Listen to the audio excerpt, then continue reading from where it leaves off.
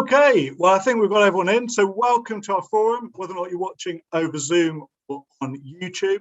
Thanks very much indeed for joining us this evening. We've got a brilliant lineup with Dan Skelton joining us, and I hope lots of people will be asking him lots of questions as we get an update from Dan and talk to him. He's happy to answer any questions we like. So get your thinking caps on about what we can ask Dan. First of all, let's just talk about Foxtrot. It's been a fantastic 24 hours for us. So congratulations to all our members that have had a runner yesterday and today. So Galata Bridge got things going with an absolutely incredible performance at Huntingdon yesterday. Absolutely brilliant. Ponto and finished second at Bangor, and that was a very impressive run behind a very heavily backed winner. I'm sure Tip Ponto can win one of those maidens. We don't even need to go in a handicap with him now.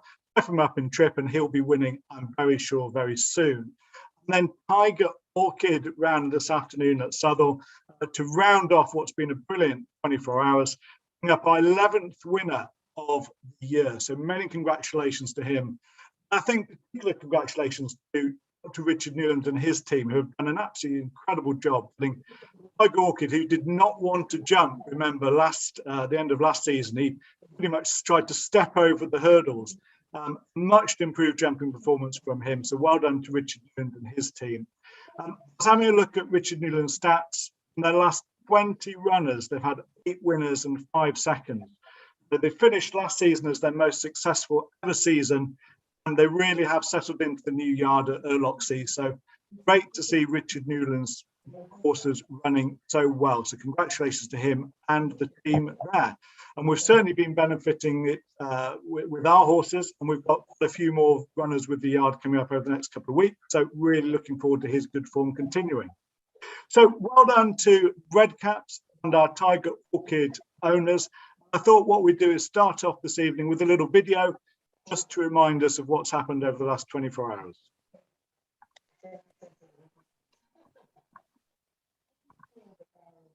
The rail, but getting through. Bevan driven. Reminders for Begin the Luck. Fight for It is in 5th, and then Systemic. Elam Valley leading. Twist and Davy still sitting statuesque on Galata Bridge. Running to the second last. Bevan responding to a bit of pressure. Systemic try to come through. Fight for It on the outside. Begin the Luck has faded as they have now swarmed around and past Elam Valley as Systemic tries to challenge Galata Bridge. Sam Twist and Davies now just starts to push a button or two, but still looking in control. Galata Bridge jumps the last beautifully and is opening up now. Galata Bridge, well, this is very convincing. Held up at the back of the field, and he's coming good tonight. Galata Bridge, he's laughed at the rest of them. Galata Bridge wins hands down for Foxtrot Racing. Richard Newland and Sam Twist and Davies, Systemic second. Long-time leader Elam Valley third, and Bevan fourth. What happens now as they swing into the home straight? 2 flights left to jump. Duke of Rockingham with a sheepskin noseband. Tiger Orchid seemingly moving very well in second place. Now pulled towards the outside. So here they come towards the second last. Duke of Rockingham on the right. Tiger Orchid on the left. Didn't jump that too well, Tiger Orchid. So, and the whips are up on Duke of Rockingham. The whips are up on Tiger Orchid. Here comes Tiger Orchid to loom up along the stand side. Comes through to take it up. Tiger Orchid now goes on from Duke of Rockingham. 1 flight left to jump. And Tiger Orchid has gone 3 clear. And it's looking good for Tiger Orchid at the last. Safely over. He's 5 lengths in front of Duke of Rockingham, and Tiger Orchid is going to come through and win it for Charlie Hammond and Dr. Richard Newland and owner Ian Hannon. In second place, Duke of Rockingham.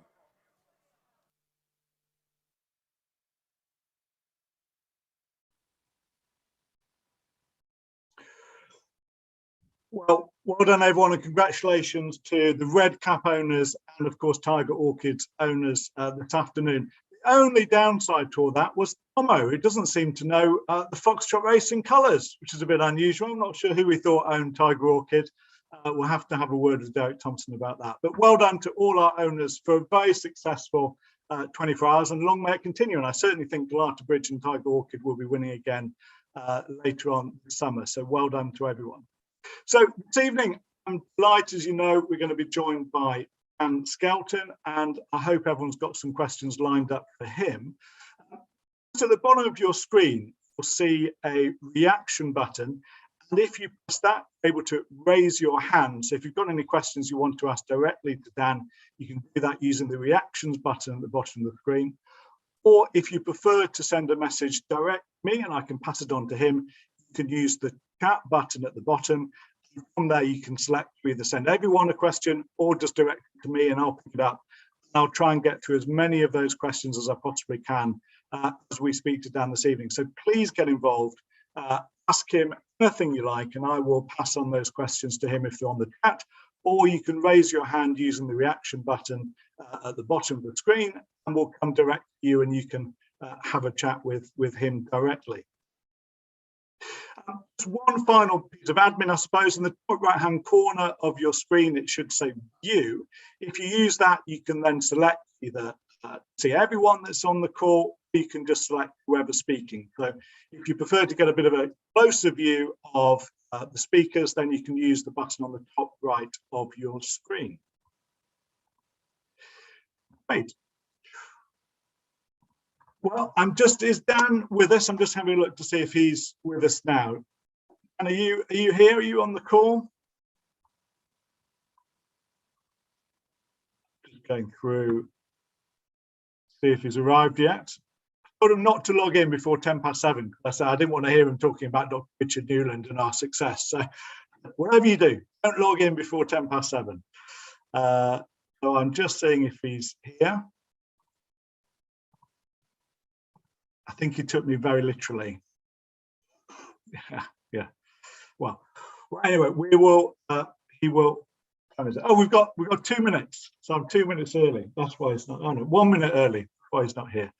Well done. Anyone in the red caps of Tiger Orchid? Are they on the call? Anyone like to give us an update on their win? Did anyone go to Bangor today?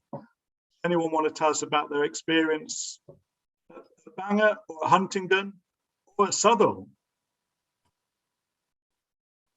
Well, Southall, I can tell you, Southall were brilliant today. They gave everyone that attended a prize, which was quite astonishing. So well done to Southall Racecourse on giving every person the Tiger Orchid Syndicate a memento of the day. I thought that was a brilliant touch. So well done to Southall today. And I think we all had a lot of fun there this afternoon and at Huntingdon yesterday. And we've got plenty of action coming up for the rest of the week. We've got a stable visit to Jamie Snowden's on Thursday. And then, of course, tomorrow evening at Warwick, we have got Ultimate Getaway running. We're really looking forward to seeing him going chasing. He won last time out. Let's see if we can follow up what looks like a small field, but a fairly competitive handicap case tomorrow. So we're looking forward to seeing Ultimate Getaway. So lots going on for the rest of the week.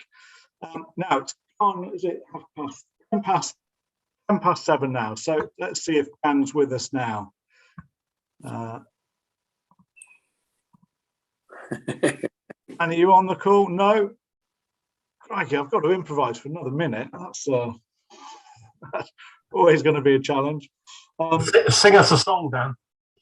Well, I don't think that would be any form of entertainment at all. That would be some form of punishment, I think. Anyway, let's not go down that route, Phil. That would be a disaster for everyone. So I'll tell you what, while we're waiting, let's have a look back at one of Dan's horses. So we've had a huge amount of success over the last few years with Maracuja, and he's given us a huge amount of fun. He's run at the top level. He's run at some of the biggest meetings in Britain. He's managed to stay sound and healthy. And what's lovely to see is a horse of his age still enjoying his racing and still having fun. I thought, look, let's start off just by having a little bit of a reflection, a reminder of what he has done and all the fun that he's given us. And it was great to see him earlier this campaign, if you like, the Hunter Chase season, winning at Leicester. And let's just go and remind ourselves about that fantastic win.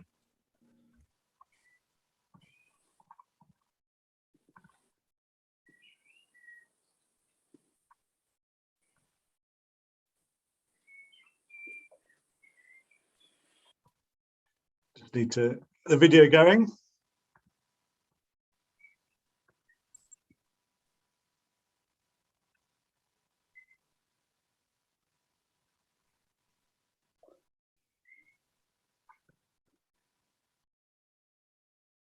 Here we go.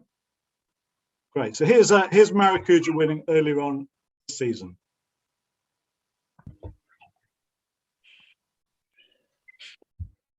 So quite a long run towards home. Peacock Secret, Indy Rocco pushed along now. Pure Vision in third place. Maracuja's about 3 lengths behind. I'm Wiser now being ridden along. It's 4 lengths behind Maracuja, and a gap back to Petite Ganache, who's been ridden for the last circuit. So it's Peacock Secret with Indy Rocco for company. Then in third place, Pure Vision being ridden along. Maracuja just quietly getting into contention under Tristan Durrell. Then in behind is I'm Wiser now trying to respond, followed by Petite Ganache, heading down the home straight with around half a mile to go. Still 4 left to jump.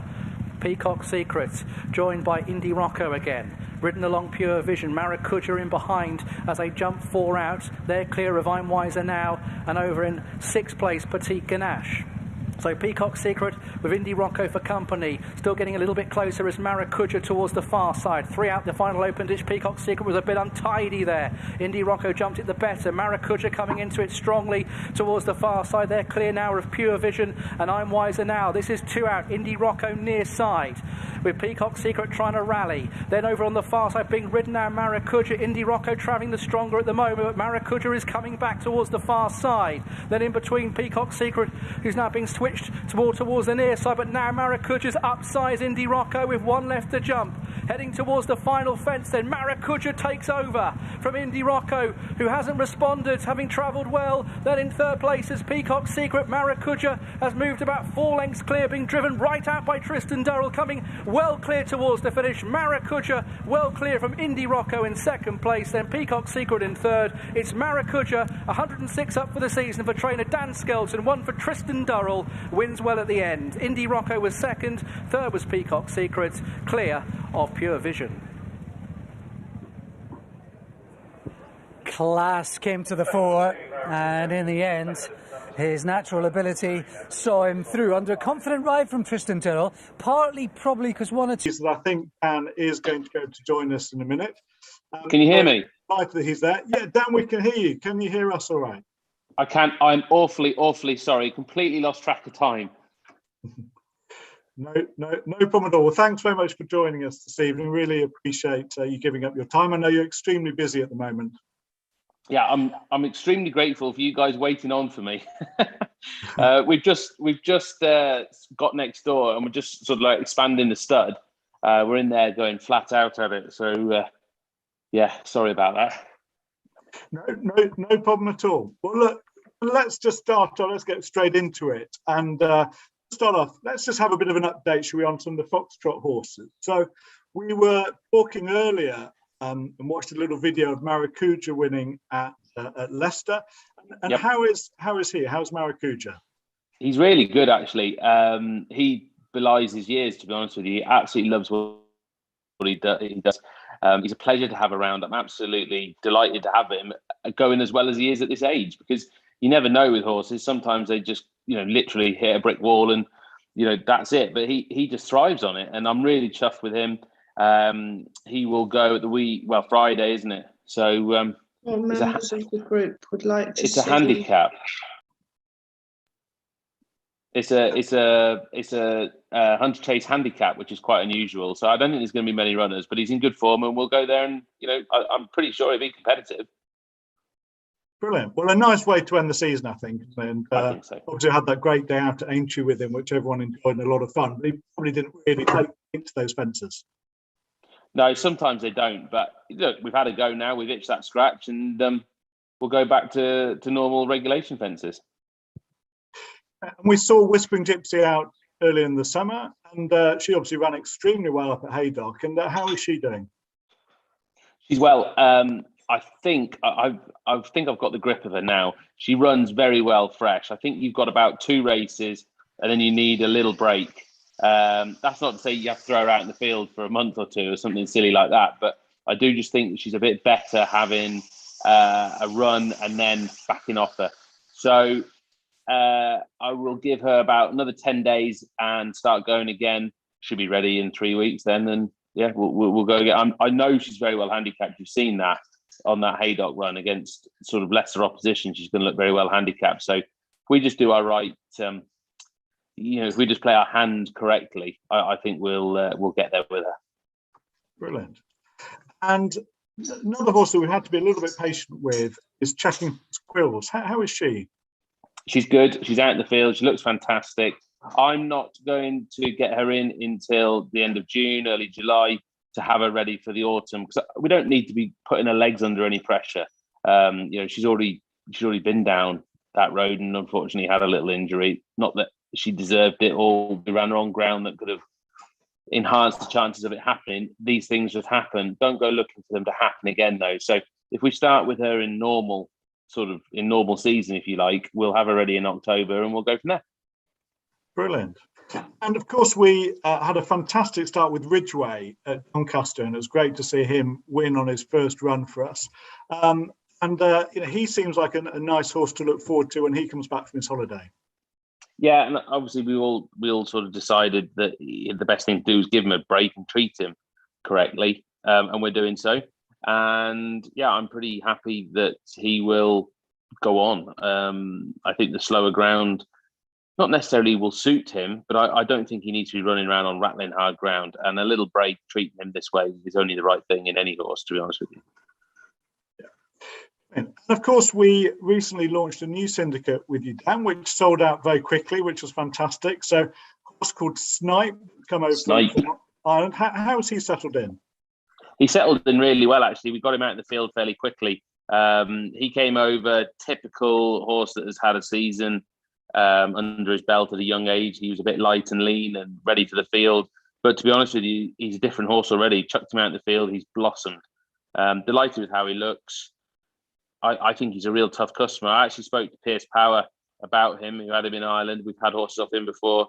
And he said, I think his words were something like, he's a dinger, he'll do you. I think that's translated. He'll be perfect for our job. Great. Hopefully get his head in front. So that would be brilliant. Well, really looking forward to seeing him.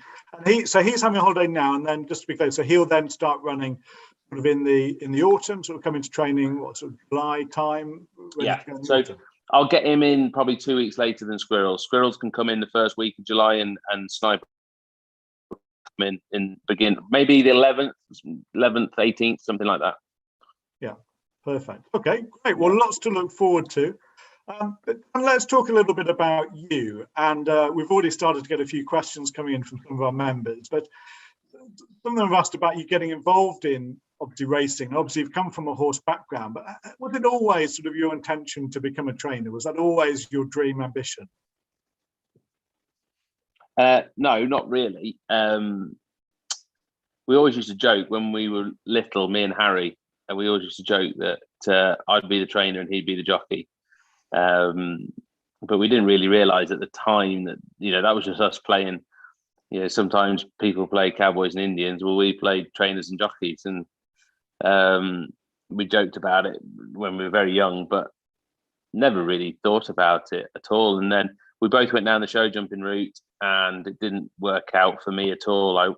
The first show I went to after I'd left school, I took 2 horses. I think I knocked nearly every fence down at a show in South Wales, and thought this is going to be a very long career. This is so quickly abandoned that and found my way down the racing route, and went and worked for Paul Nicholls, obviously, and it blossomed from there. Once I'd started working for Paul, I was always going to be a trainer, because I'm never a person who would put time and effort into something without having a plan at the end of it. There's, I wouldn't just.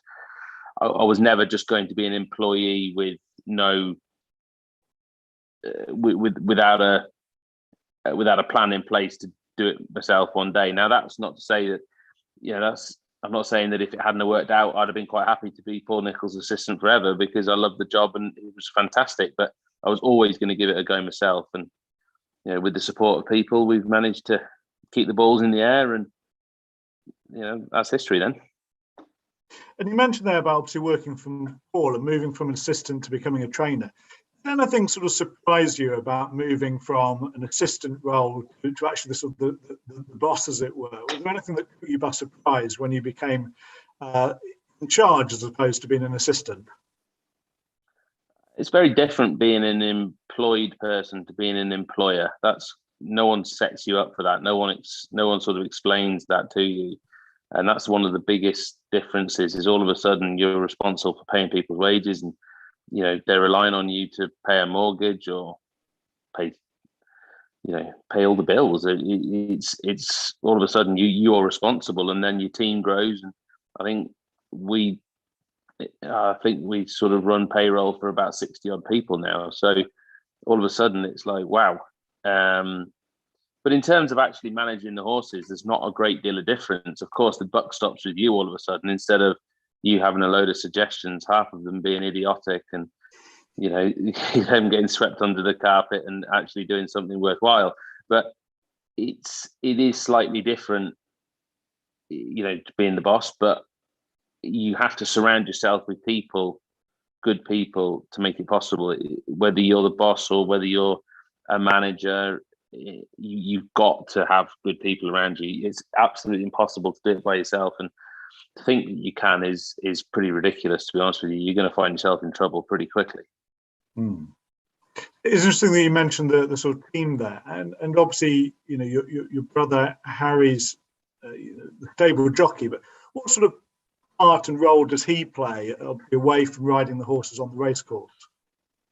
Well, Harry's a huge part of it, because he understands sort of what the build-up can mean to the way a horse runs, the way a horse performs, how rideable it is in a race. So a good example is this morning, Destria, who's running on Sunday. I said, we'll just do one with him. And Harry said, can we do two? Because I think he's better. He's more rideable when he's done a bit more. When he goes to the races, having done a bit more, he's just easier to ride in the race. So things like that are, absolutely, they're key. They might be the difference between that horse winning and losing. And he's always with the horses, with the staff. He understands what's gone on. He sees the positives. He also sees the negatives. He knows all the owners as well, not quite as well as I do, but nearly as well as I do. So you're always, or at least I hope you do. You always feel like Harry's telling you exactly what's going on rather than what you want to hear. So it's important to have that understanding, and I think it's nearly gone full circle now with racing yards. Years and years ago, you used to get yards with retained jockeys. Then there was, the emergence of the super agents like Dave Roberts, who's just recently retired, obviously. But those agents meant that jockeys didn't have to stay in one yard or whatever. So, but now I think it's almost going back round, and you're seeing a lot of yards having one or two jockeys. They're not reaching out to spare riders, basically. So I think you'll find that it's sort of becoming an even closer knit team all over, really.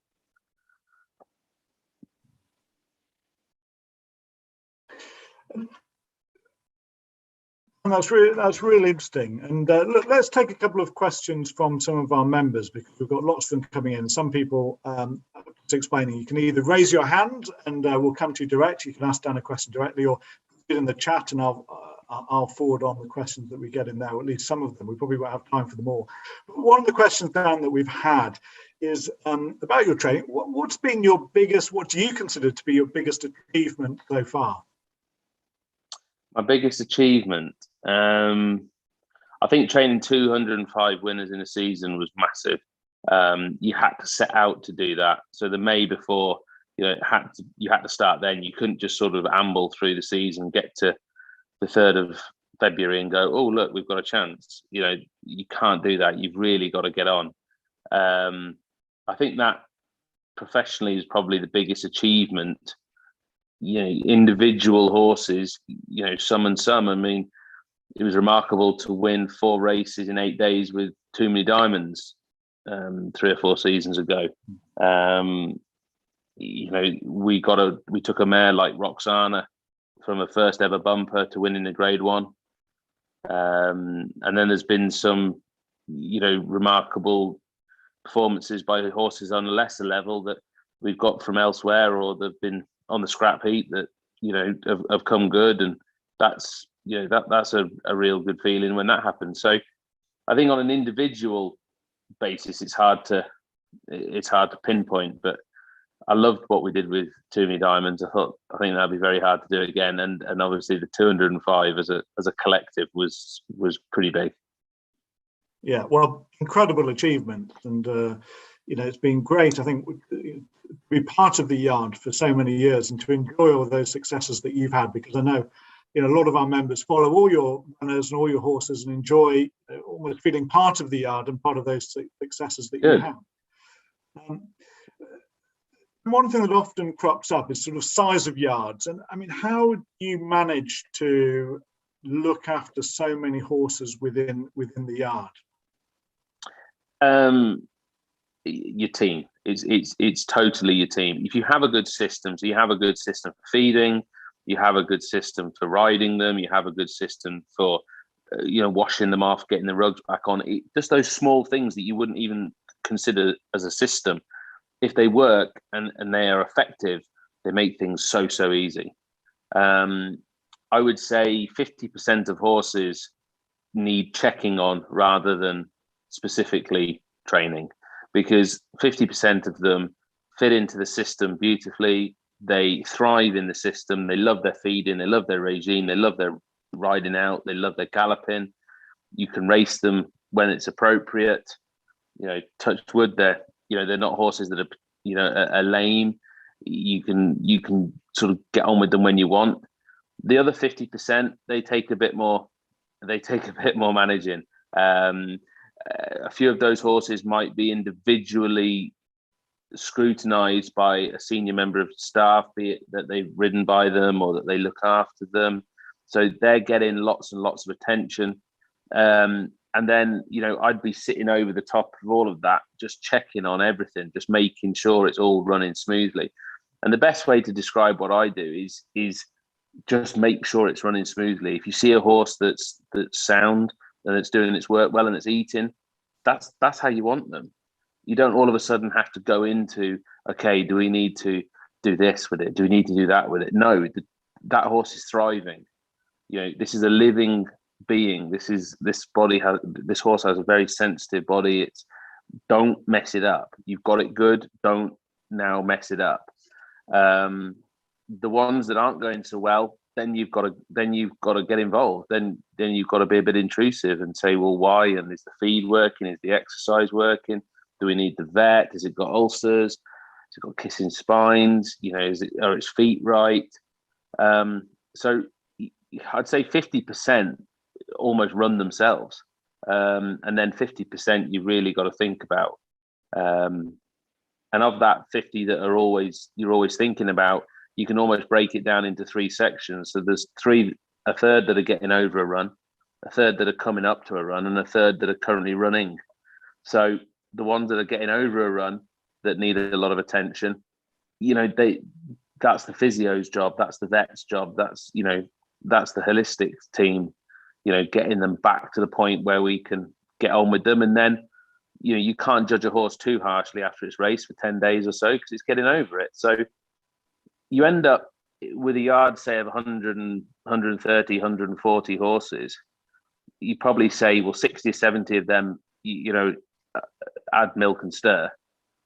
And then of the other 60, 20 are a real headache. 20 you've really got to keep an eye on, and 20 are, in and out of the other 60 or 70 that are becoming a problem for an unusual reason. So when you look at it like that, it seems manageable. And that's the best way I can describe it, really. Like, we've got lots of people around us. We're never short of people, touch wood. So I'm not going to sort of bang the drum of a big yard, because it's easy for me to do so. But, there are always people around watching your horses. It's not like you're in a small team, four or 5 people, 2 or 3 of them go off racing for the day. There's 2 people left at home running around trying to do everything. And I'm not saying that that's not an effective system, by the way. I'm just saying how it is for us. You've always got somebody watching them, which is super, super important. Thanks, Dan. And you mentioned there about sort of all the things that you look at in the horse. Do you think the way in which horses have been trained has changed at all since you were assistant at Paul? Did you say campaigned or trained? Trained. Yeah. I don't think horses are as I don't think horses are as hard as they used to be.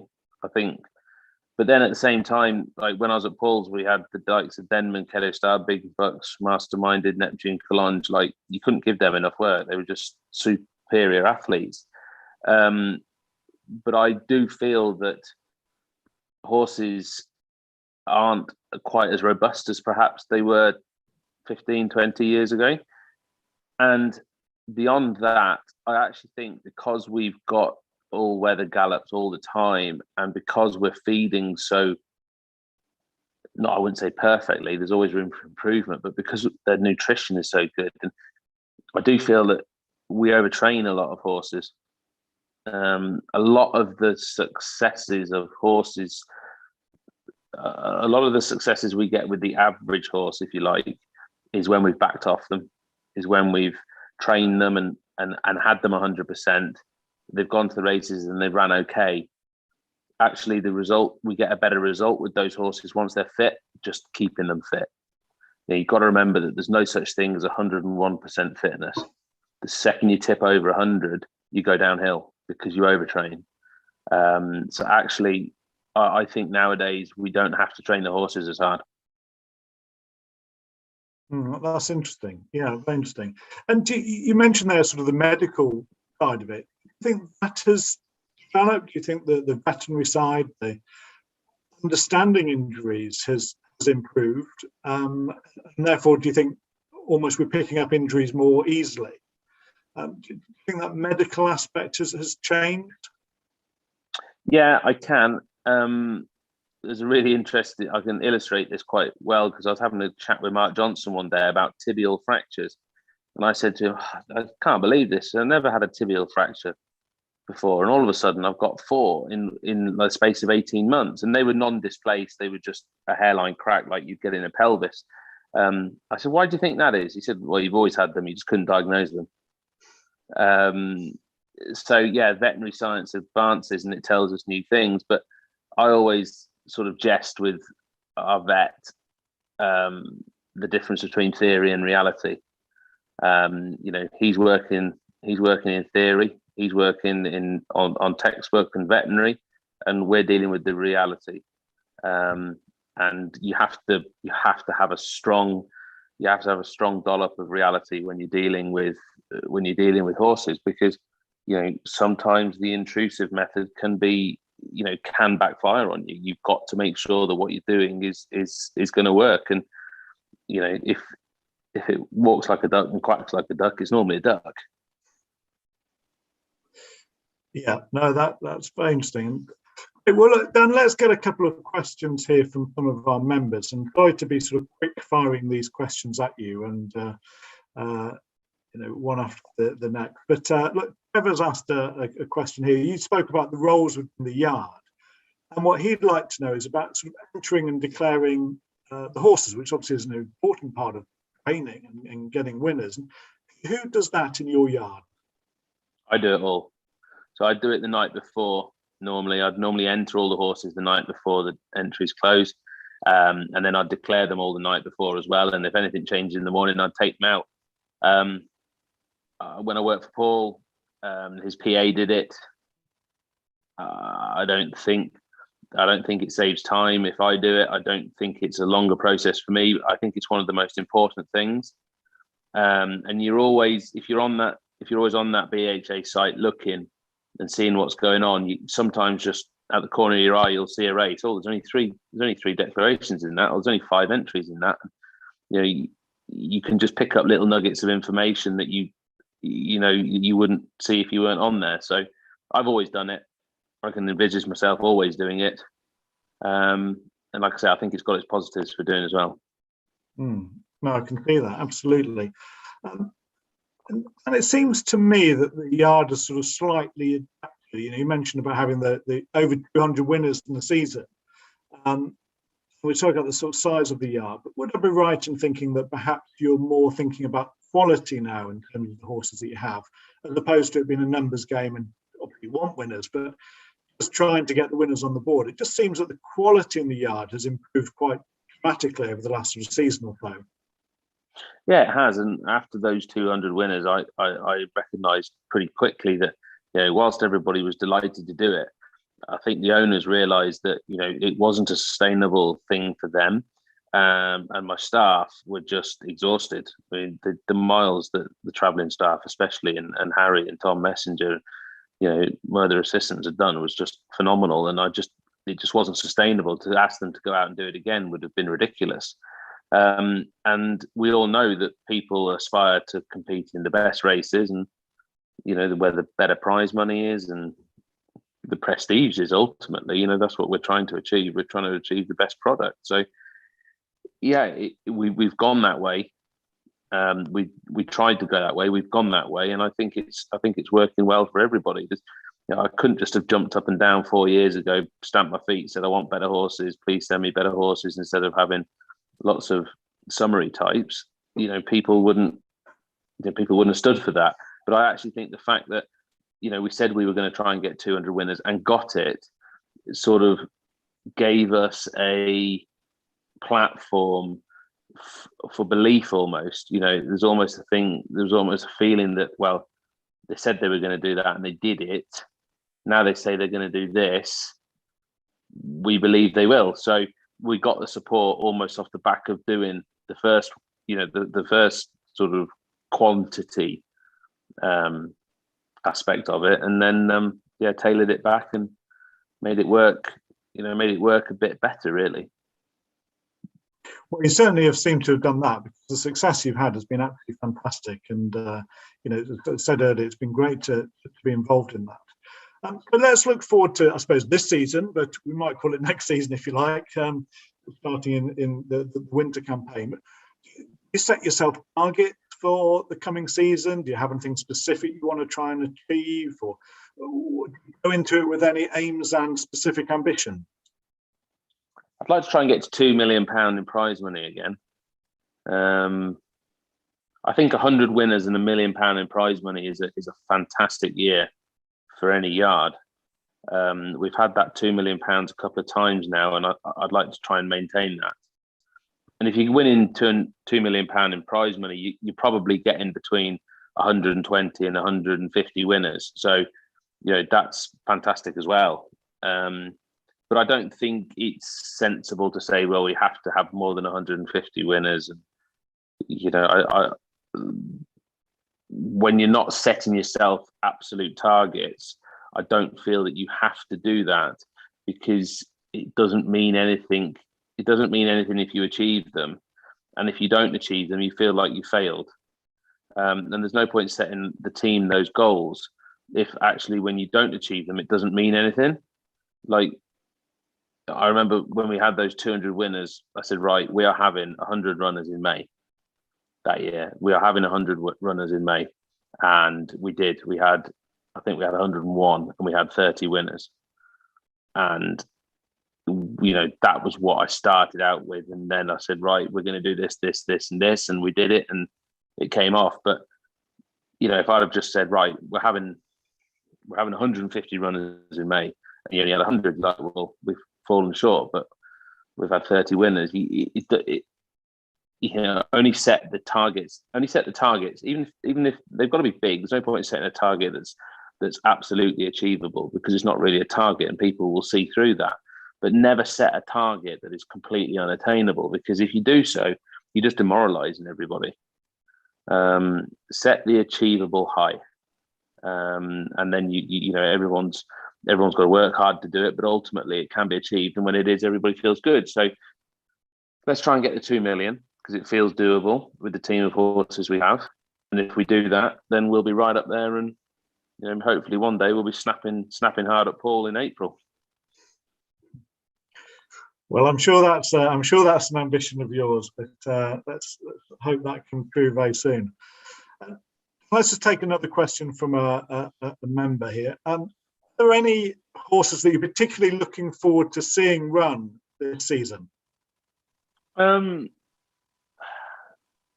Obviously, I want to get those, the Protectorats and I'd like to see All Mankind come back. I think that's very important. He obviously had a bit of a dull ending to the season, but he put so much in at the start.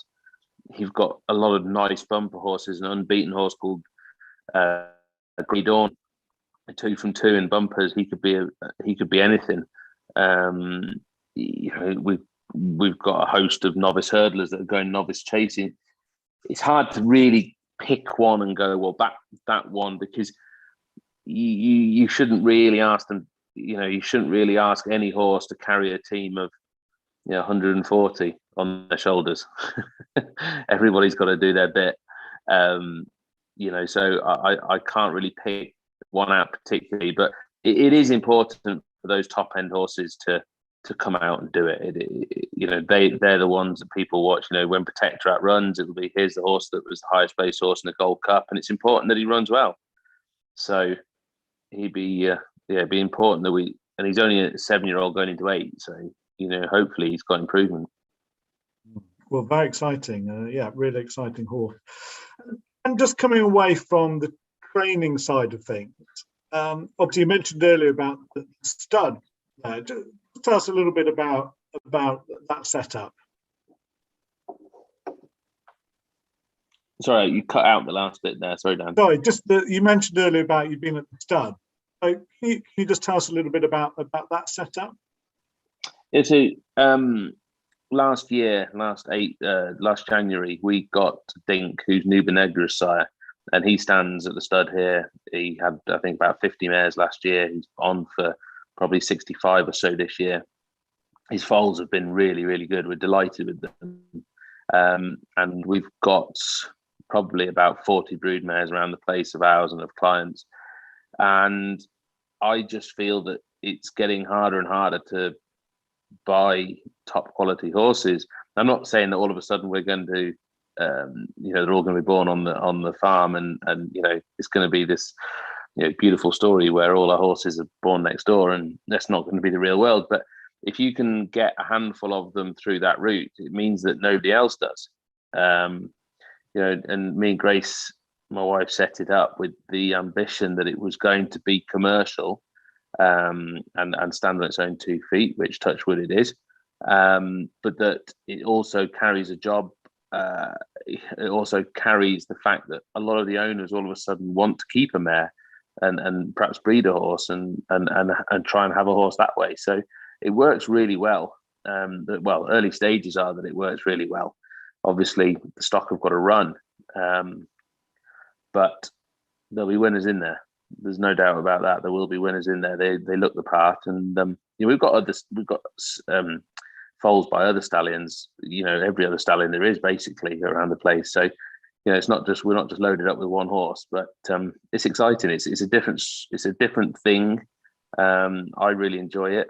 We're working hard at it, and hopefully it gets well supported, because that's ultimately what it needs to happen. People need to support it, because it's a new venture in British breeding, which needs all the help it can get, I think. And there's a lot of people pulling in the right direction in British breeding at the moment with the GBB bonuses and other things like that. So we're just getting behind it as much as we can as well. Well, that's really interesting. Obviously, we run a breeding syndicate as well. Yeah.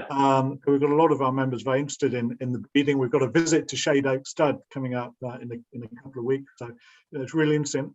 I suppose, Dan, that would almost provide owners, and I can't think of anywhere else that would offer it, with basically a sort of birth to retirement one-stop shop, as it were. And I can't really think of anywhere else that does that. No, and like there are some studs on the flat, obviously, that do it, but the flat is obviously much more commercial. But we basically can take the horse from start to finish. What comes first, the foal or the mare? We had two owners in today, and they've bought 2 mares. They've gone down the mare route, so they've got 2 mares. They're going to breed. They're going to race. We've got other people that are buying foals. They're going to race and then potentially breed from them. We've got people buying 3-year-olds who are going to race and potentially breed from them. So you can get on the wheel at any point, basically. But the idea is to try and make it sustainable. So instead of having your purchase cost being market value, all of a sudden you're your horse cost, the cost of your horse can be unit value. So you know how much it's going to cost to get your horse to 3 years old in training. You have the mare, you can send it to the stallions that you want to. You send it to a horse in the UK at £4,000 or £5,000 covering fee. You know that you probably end up with a 3-year-old at around about £25,000. That may be worth 50 if it goes through the ring. It may be worth more, maybe worth less. But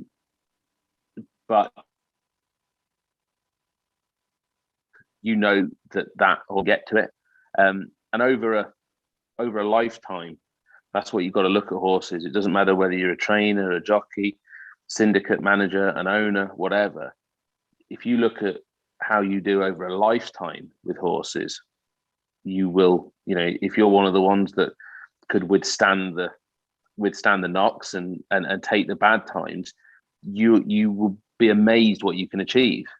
And that's ultimately what we're trying to promote. Like, yes, your mare might have 8 foals in her life, and 3 of them might be useless, but there's a good chance that the others won't, and it'll be a lot more effective way, cost-effective way to get you that horse, and the journey as well. A lot of people enjoy the journey now, so we're offering it, and people are taking it up.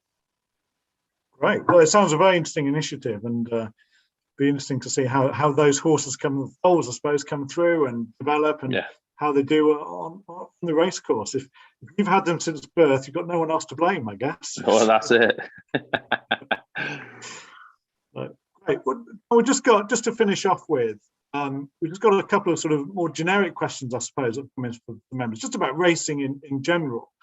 Particularly, we've got a question just about sort of the Cheltenham Festival, and I know this often rears its head, as it were. But what are your views about? Are we too focused in jump racing on the Cheltenham Festival, or is it the pinnacle that we all ought to be aiming towards?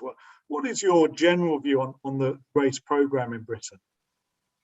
I think it is the pinnacle, but I think it's obvious that it is, and it doesn't need ramming down your throat at every available opportunity.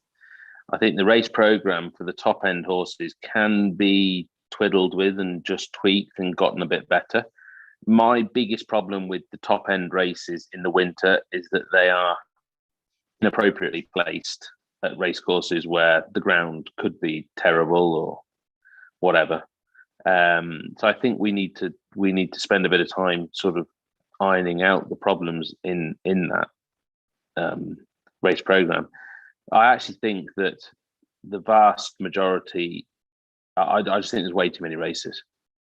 I think there's way too many meetings. I think we can run the whole system a lot better. The field sizes at the moment prove that there are too many races. They'll say, well, there's not enough horses. Well, what help are you getting to get more horses in? And the truth is none. So the herd is the herd size. Unless you're going to do something to increase the herd size, you have to reduce the fixture list, and I think it needs doing, and it needs doing immediately. I think in general, when you get into the winter season, I think jumps racing's in a really good place. I know that there's a lot of competition for people, footfall through the door. We're competing with football, rugby. I suppose those are the main ones in the winter.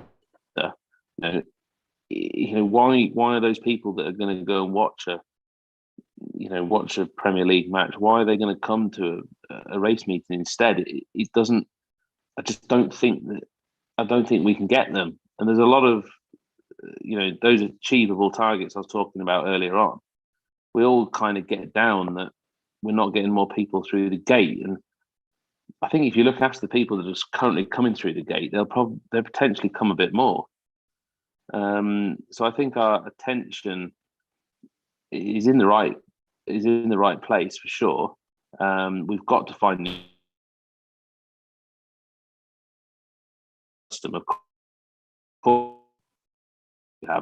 everybody's got to do that. I think all of a sudden tracks and things like that. I don't think that's a realistic thing. There's little problems, isn't there? But who hasn't got those at the moment?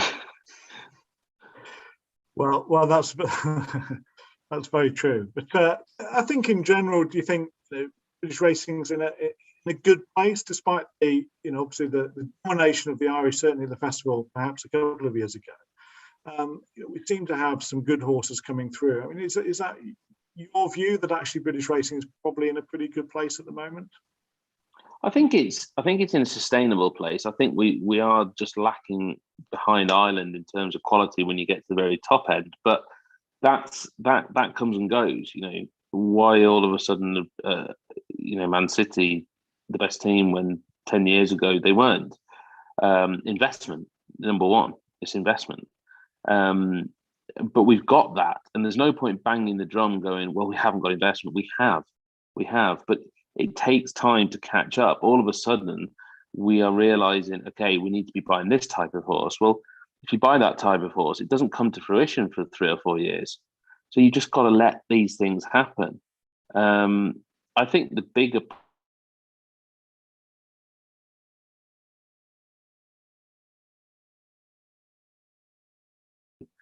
footfall for people literally coming in. And apparently there's a big problem with the flat horses getting sold after 1 or 2 runs to America and Australia and this type of thing. That sounds much more worrying to me than anything we're dealing with in jumps, because all the good jumps horses in the world are either in England or Ireland. That's it, full stop. There's a few in France, but they're all French breds. If all of a sudden the best British and Irish breds start going overseas for flat, it then diminishes our flat program, which ultimately knocks onto the breeding of our jumps program, which will see a slip. I think that's a bigger concern. I think everyone's just got to pull their socks up and just get on with it a bit and just do a bit more. A bit of graft isn't going to hurt anybody. And I think if we do that, we'll get back there, because ultimately people want to go racing and people enjoy the British program of racing because it's been there forever. So I just think we've got to, just pull our socks up and get on with it. Brilliant. Well, look, thank you very much indeed for your time this evening. It's really appreciated. We've had lots of questions from our members, lots of interest, lots of people joining us this evening. So really grateful. And finally, I'd just like to wish you the very best of luck, not just obviously with our Foxtrot horses in the yard, but the season ahead. Let's hope it's a really exciting season, and perhaps we'll get to that £2 million mark again as well. So best of luck for the season, and thanks to you and all the team for all your hard work with our horses. Thank you all as well. You've been there, I think, nearly from the start, so you're a big part of it all, and I hope you enjoy watching. Well, that's Dan Skelton. Thanks to him for joining us this evening, and thanks to you for joining us, and I hope everyone's enjoyed it and found it interesting. We've got lots of topics with Dan, lots of interesting things about horses, training, stud, racing in general. We've covered lots of different things, so I hope everyone's enjoyed that. Thank you for joining me. It's been a fantastic 24 hours for Foxtrot. We've got at least 2 more runners to go this week, so let's hope our good fortune continues. Let's keep enjoying our racing. Thanks again for joining me, and hopefully we'll see everyone either at the stables or on the racecourse very soon. Good night. Thanks, Dan. Thank you.